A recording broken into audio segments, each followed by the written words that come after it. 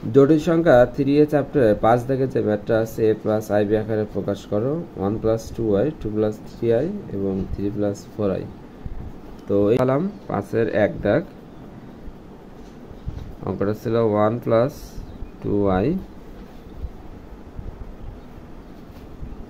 তারপর ছিল 2 plus 3i এবং এরপর ছিল 3 প্লাস 4i।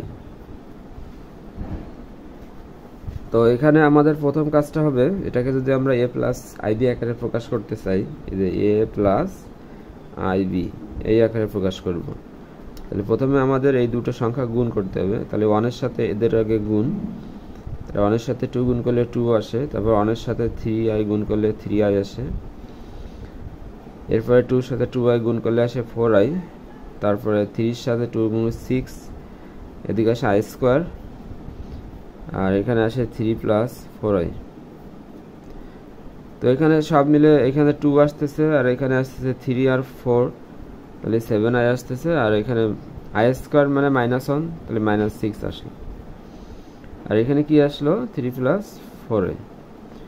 তো এরপরে এইখানে যদি হিসাব করা হয় 7i মাইনাস 4, 2 মাইনাস 6 মানে -4, এরপর আসে 3 প্লাস 4i।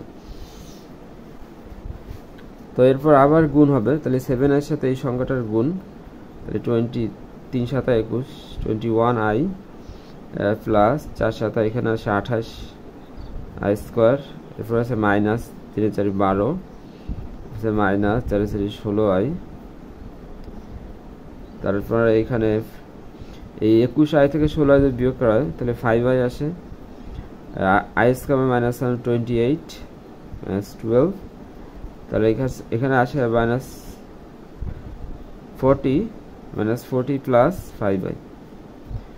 তো এটা আছে a প্লাস ib আকারে আমরা প্রকাশ করলাম, -40 প্লাস 5i, এটা আছে a প্লাস, এটা আছে i, এটা আছে b, a প্লাস ib আকারে প্রকাশ করলাম। আচ্ছা, এরপরে 2 দাগে যে অঙ্কটা আছে 1 প্লাস 2y বাই হচ্ছে 3 মাইনাস 4i, তাহলে এখানে দেখ, এখানে 3 মাইনাস 4i এই যে সংখ্যাটা এর যে বিপরীত সেটা আছে 3 প্লাস 4i বা অনুবন্ধী সংখ্যা। এই অনুবন্ধী সংখ্যা দিয়ে উপরে নিচে আমরা গুণ করব, তাহলে 3 প্লাস 4i দিয়ে গুণ করব, আর উপরে কি আছে 1 প্লাস 2i, আর এখানে আছে 3 প্লাস 4i।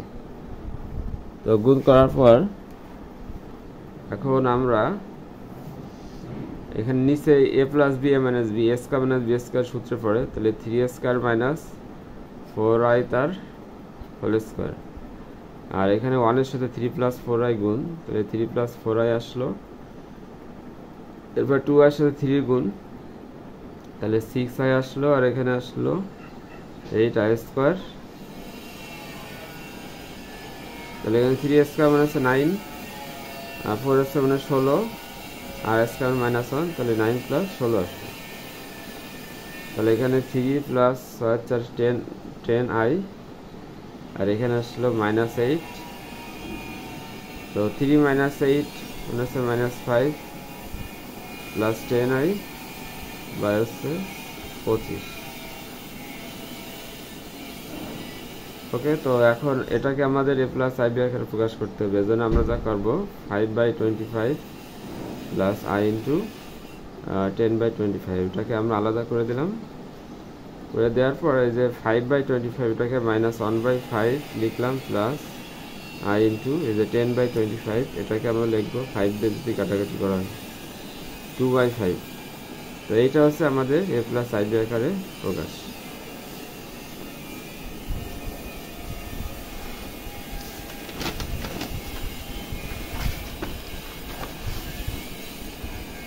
এরপর 3 দাগে যে ম্যাথটা আছে 5-এর 3 দাগ, 5-এর 3 দাগে এই ম্যাথটা আছে, তা হচ্ছে 1 plus i by 2 minus 3i, এরপর একটা a স্কয়ার আছে, তাহলে এখানে আসলো 2 মাইনাস 3i, আর উপরে আসলো 1 plus 2i plus I square, মানে উপরে a plus B whole square সূত্রে ফেললাম।